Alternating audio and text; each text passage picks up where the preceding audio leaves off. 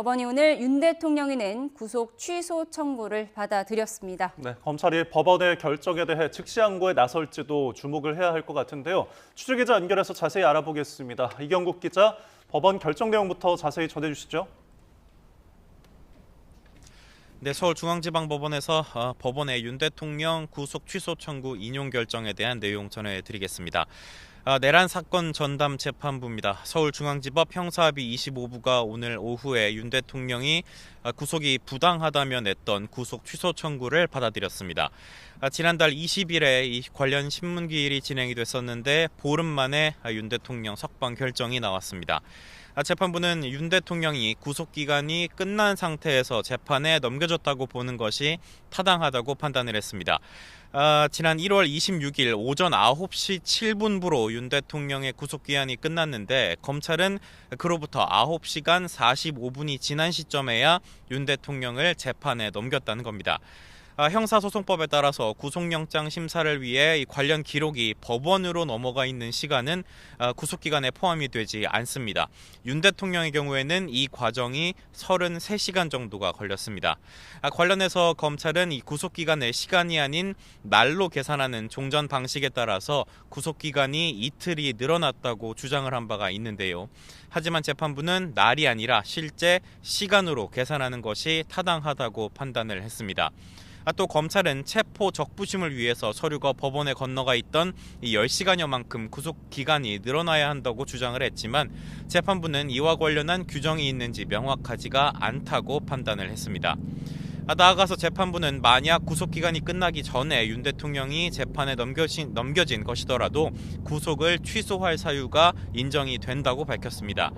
앞서 윤 대통령 측은 공수처의 수사 범위에 내란죄가 포함이 되지 않고 공수처와 검찰이 근거 없이 구속기간을 나눠서 사용한 데 대한 문제를 제기한 바가 있습니다.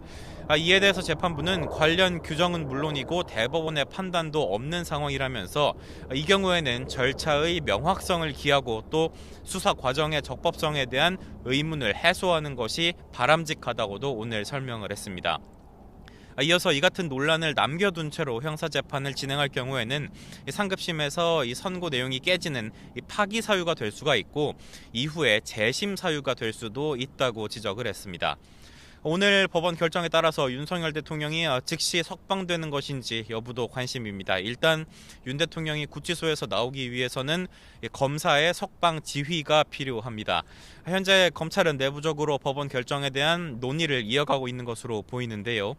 만약 구치소로 검찰의 석방 지휘가 내려온다면 곧장 윤 대통령 석방을 위한 절차가 구치소에서 시작이 됩니다. 다만 검찰이 이 법원의 결정에 대해서 불복하는 절차인 즉시 항고에 나설 가능성이 남아 있습니다. 법조계에서는 검찰이 이 즉시 항고에 나선다면 윤 대통령이 곧장 석방될지를 두고 다양한 의견이 나오고 있습니다.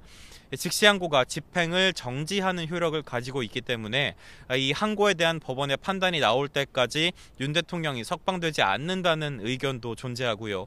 반면 이 법원이 구속영장의 효력이 없다고 판단을 했고 즉시 항고에 대한 판단이 언제 나올지도 모르는 상황에서 윤 대통령의 구속 상태가 유지되는 것은 부당하다는 목소리도 함께 나오고 있습니다. 결국 이 부분은 현재 논의를 진행하고 있는 검찰의 결정을 조금 더 지켜봐야 할 것으로 보입니다. 이런 가운데 윤 대통령 측은 법원의 구속 취소 결정에 대한 환영의 뜻을 밝혔습니다. 윤 대통령 법률 대리인단은 오늘 입장문을 통해서 오늘 법원의 결정이 이 나라의 법치주의가 살아있음을 확인한 것이라는 입장을 밝혔습니다. 이어서 검찰을 향해 즉시 항고 대신 대통령을 석방하도록 지휘해야 한다고도 강조했습니다. 대리인단은 탄핵 공작과 내란 몰이를 하려 하더라도 대통령을 마음대로 끌어내릴 수는 없다면서 법과 원칙을 명확히 한 사법부에 경의를 표한다고도 덧붙였습니다. 지금까지 서울중앙지방법원에서 전해드렸습니다.